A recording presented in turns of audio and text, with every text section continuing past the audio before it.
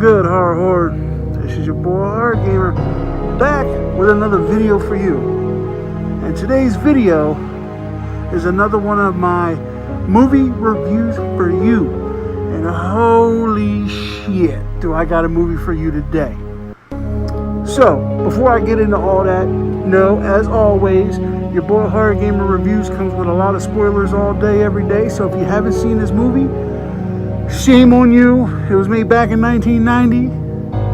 So if you haven't seen it yet, watch at your own risk. If you want to see it before you see my review, pause this, go watch it, come back, leave some comments in the comment section. Let me tell you what you think, whether you agree with my video, whether you don't. It is what it is. Now, with all the schematics out of the way, today's video is a review video on a fucking classically bad movie that was titled The Worst Best Movie or something like that. What movie am I talking about, you may ask? Well, it's none other than, boom, Troll 2. Holy shit, where does your boy Hard Gamer begin? Alright, so this whole thing starts out, this old dude, sorry, mess with the thing here. This whole movie starts off, this guy running through the woods, you know what I'm saying, being chased by these monsters, and it's some old guy telling his grandson a story, like a bedtime story, okay? So he's telling him this bedtime story, yada yada, and let me tell you something, the dialogue in this movie, that's all I gotta say. Alright, so he's telling his grandson this story, and it's about this guy who he's being chased by goblins. And that's another thing. The movie is called Troll 2, but they're goblins. I don't know. So, anyway, he's telling him this story, you know, just to scare him or whatever, put him to sleep or whatever. And he tells him about this guy running through the woods, and he escapes these goblins, and then he falls down a hill, you know, knocks himself out, and then this beautiful woman comes and gives him this fucking thing of green, looks like plant shit. I would never eat nothing like this, you know, but I guess the guy ate it and he's mesmerized by her beauty, which I thought that woman was kind of fucking ugly. Another thing, I don't know. That's what makes the beauty of this movie. That's what, for me, makes this movie so good. Okay, so, and then he starts fucking bleeding green or whatever, or sweating green, or chloroform or whatever, and the grandfather tells the little boy, you know, it's their favorite food, half human, half plants, yada yada, whatever. Well, the little boy, who's an annoying zit on the ass of life, he's asking all these fucking questions, which the grandfather already warned him once, you know, hey man, shit, I'm trying to tell you a story, shut the hell up. Basically, in a few less words. That's what I would have said if your boy Hard Gamer was telling this story to this little kid, little annoying bastard. Well, anyway, so the boy's mom walks in, and she's like, what are you doing? And he was like, Grandpa Seth is reading me a story, and he goes, oh, like the acting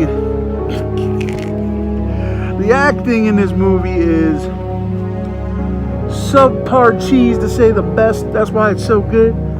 So apparently the boy's grandpa, which is Grandpa Seth, he died like 6 months ago, and you find this out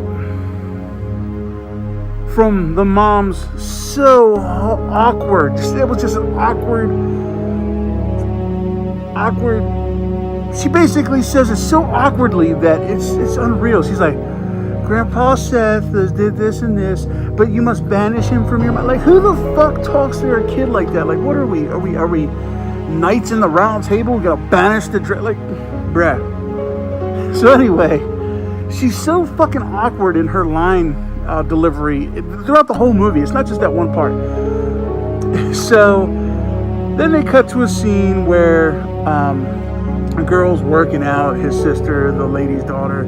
She's wearing basically nothing, and her boyfriend is going to sneak through the window, but little dumb shit sneaks into the little boy's window, fucking scaring him and maiming him for the rest of his life, probably, because he just heard a story about fucking goblins and then some dudes at your window. So the guy falls off the ladder because he screams and gets scared. Now, I don't know about y'all, but if your boy Hard Gamer fell off a second story fucking house ladder thing, that would fucking hurt. And he just picks the ladder up and goes to the next window. So she's sitting there working out, wearing basically nothing. He climbs into her window. And what happens here is probably the worst 5 seconds of acting I've ever seen in my life. She's working out. And she has her eyes closed, listening to her music, doing bench presses. As she opens her eyes and sees her boyfriend looking over her, smiling, she gives the worst fake scream I've ever heard of my life. And then she's like, "You scared the shit out of me. Oh, I am so sorry." Like, the line delivery in this movie was off, okay? Guys, but it's still a good movie. Like, this movie molded your boy Hard Gamer, because back when I was younger, this was fucking the pinnacle of acting. But now, looking back on it, wow, some of the line delivery is insane. Well, anyway, so they're sitting there talking. So this family's going on vacation to the country for a month, I guess like a swap thing or whatever, and they're going to this place called Nilbog, something like that. So a family from Nilbog is coming back to their house for a month. So they're sitting there and they're getting ready to leave the next morning. And the boy promises, for some reason, the boy has a very, I guess, homosexual love for his friends. I think that's what they're trying to, I don't know. But she basically tells him to choose between her and her friend and his friends, yada yada. So he said, "Oh yeah, I'm coming with you tomorrow on the vacation." It's so funny because the one line the girl says, "If my dad finds you in here, he's going to kill you. He does not like you at all." And then she says about the vacation, and then he says, "Well, can I come?" She's like, "Oh yeah, let me go tell my dad. I'll tell my dad." I'm like, what the fuck? Like, you just got done telling my man that your dad fucking hated his guts, and then he asked if he can come on vacation with y'all. And you're like, yeah, I'm just gonna go tell my dad. Like, I'm not even gonna ask my dad, fuck him, I'm gonna just tell him you're coming because, he hates your guts and everything. It's not like he can murder you in your sleep, so fuck it, why not? So she's like, "Oh yeah, it's gonna be a great month, blah blah blah." This just awkward delivery dialogue, and then it shows. Then it cuts to them driving to Nilbog, and her boyfriend ain't there. So I guess he woke up late or whatever, and then they're having this awkward moment in the car where they're talking about how much of a loser he is, and it's just a line delivery of shit. So they're driving to Nilbog, and the little boy, sitting in the backseat. I guess he falls asleep, and when he's sleeping, he's having this dream that he's turning into this food shit. And he's bleeding green, he's sweating green, he's growing leaves out of his hands and shit. And he looks at his parents and say, "I'm gonna be sick, pull over." And he does this fucking thing with his face throughout this whole movie. It's like you just want to punch it. But anyway, he's, "I'm getting sick, blah, blah, blah," and he looks over, and he's still dreaming because his parents and his sister turn into fucking goblins, and they're saying, "Well, we're gonna eat you, you stuffed yourself like a pig, blah, blah, blah, blah." Terrible line delivery, terrible line delivery, terrible line delivery. And then he wakes up, and he's like, "Oh, no, don't eat me." Like, who the fuck wakes up screaming, "Don't eat me"? What kind of fucking... Anyway. So they're driving, she's like, "What?" And the mom, her face is like, "Oh, what's the matter?" Like, she's always fucking scared of something. I don't get it.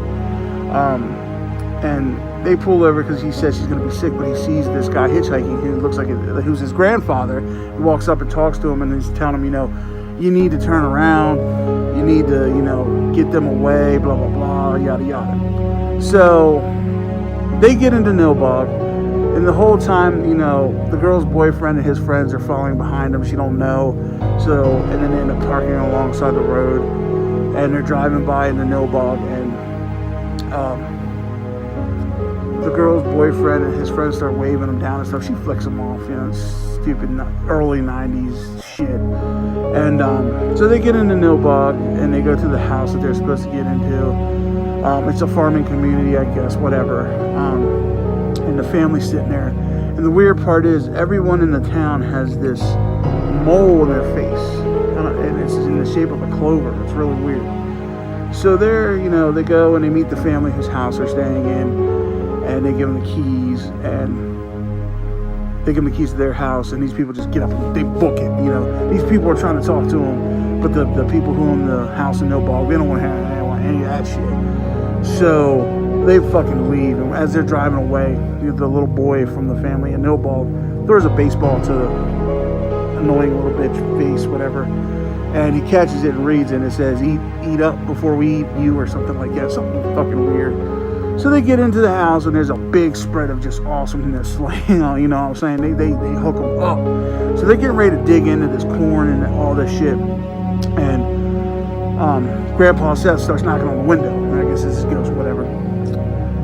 And he says, "You got to stop them from eating, Joshua," because the kid's name's Joshua. "You got to stop them from eating, you know, or they're gonna die." Da, da, da. So, in this part right here, okay, I like the concept, but it was a terrible way to use it. Okay, so basically he says, "You got 30 seconds to come up with a way to stop them eating." He snaps his finger. And everybody freezes, okay? Like, you know, stop.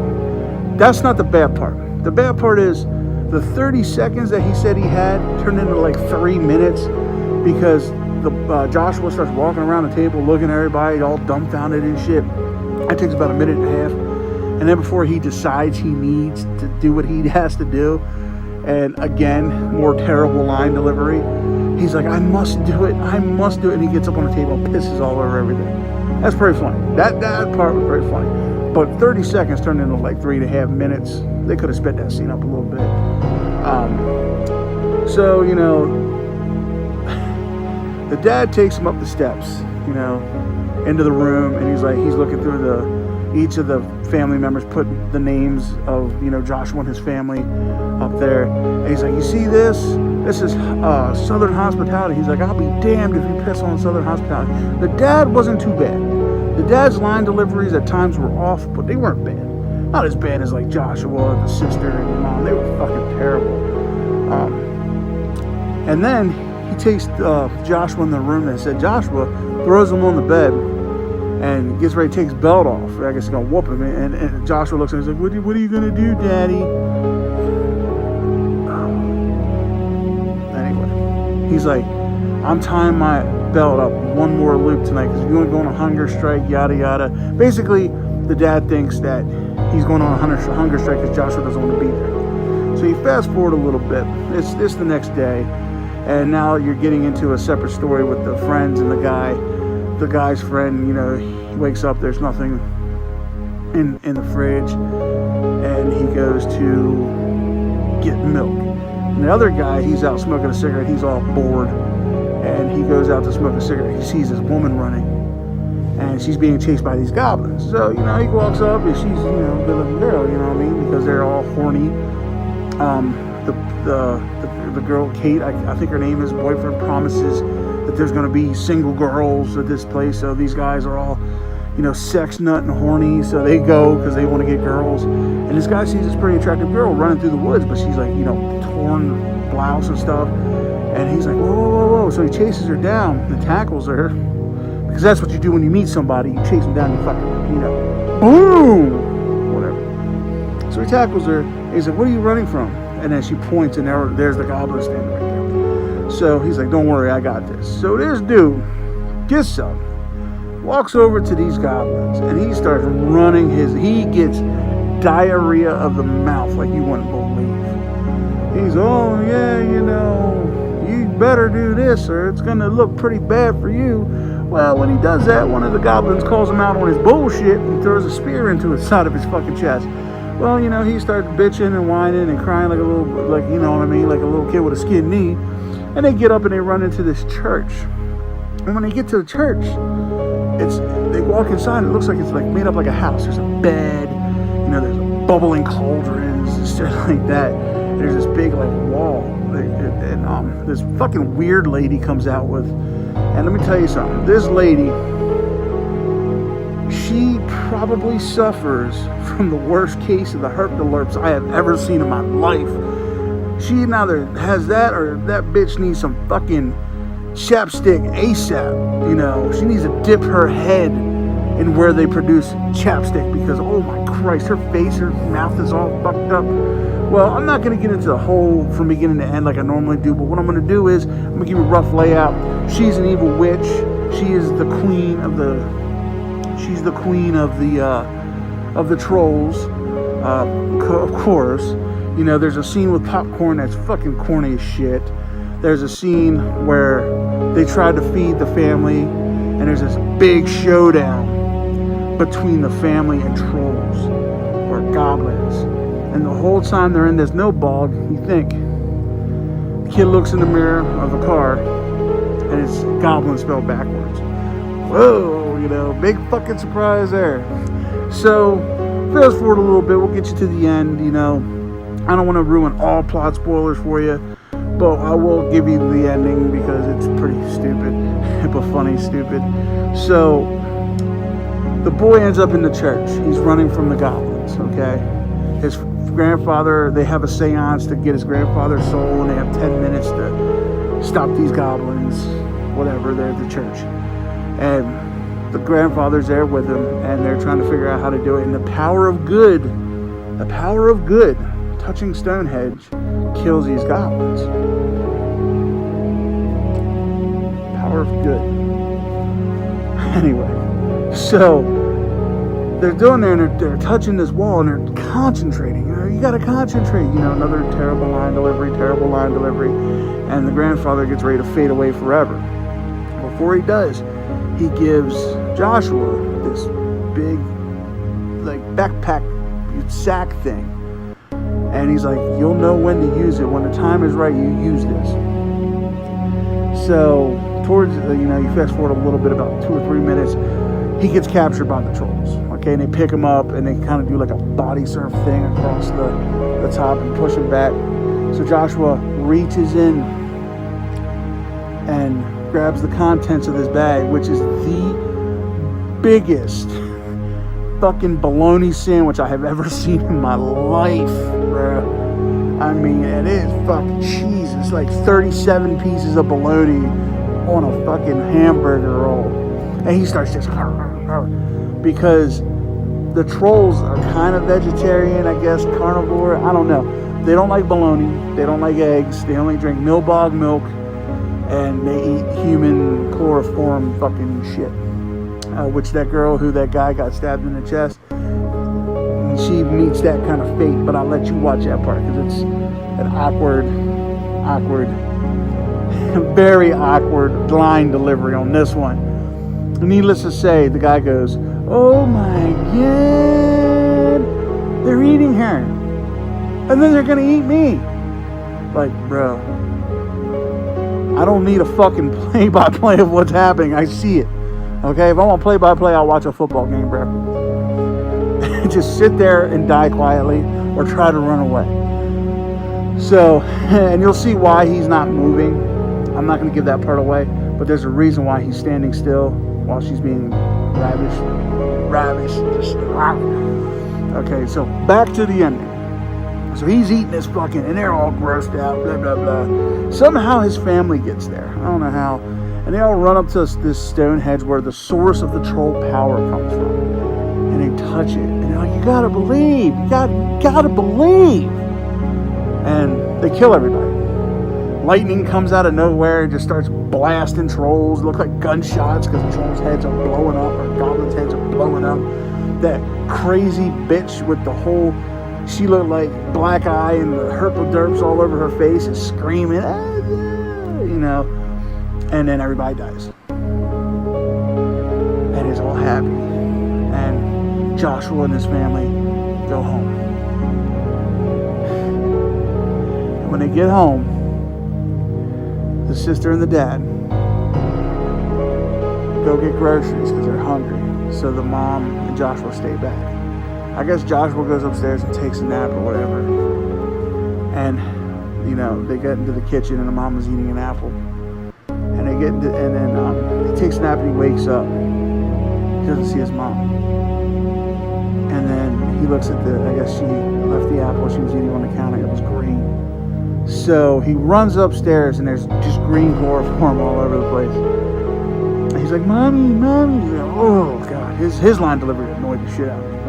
But then he walks into the room and the goblin family who they were swapping with was there eating his mom.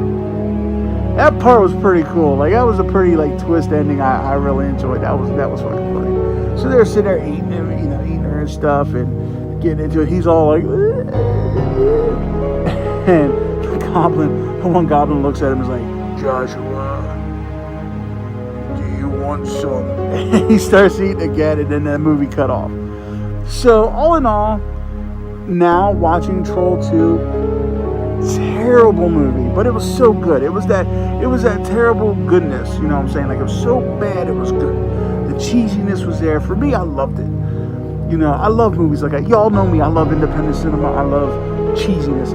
I love all that shit. So for me, this was gold. Now, for some people, this movie isn't for you. I recommend that you watch it, but don't get mad at me if you watch 5 minutes of it and you want to shut the shit off, because I can see that too. I'm going to give this movie an 8.5 out of 10 because it's so bad, but it's good. So, yeah, just like I said, watch it. Leave comments in the comment section. Tell me what you think about it, because, hey, you know, everybody got their opinion, right? So, with all that being said, keep a lookout for my next movie review for you, which I'm going to be reviewing a horror movie from England called Rawhead Rex. Looks pretty good. I'm actually going to watch it tonight. So I'll probably have another movie review for you in the next couple days. So, until next time, Horror Horde. Hope you enjoyed my little spiel about Troll 2. How terrible it was. How terrible the line delivery was shit. Okay, line delivery was shit, but it was such a good movie. You know what? The one person in the movie who actually did decent was that crazy bitch with the herp alerts on her face, because, you know, she was meant to be over the top and it made sense for her. Everybody else was acting way over the top, but when she did it, it made sense. So she was actually really good at it. So, but that's not here nor there. Watch the movie. I left a lot of stuff out because, you know what? I want y'all to see it. I want y'all to enjoy the cheesy goodness that is Troll 2. So, until next time, this is your boy Hard Gamer saying, as always, don't fear the darkness. Embrace it.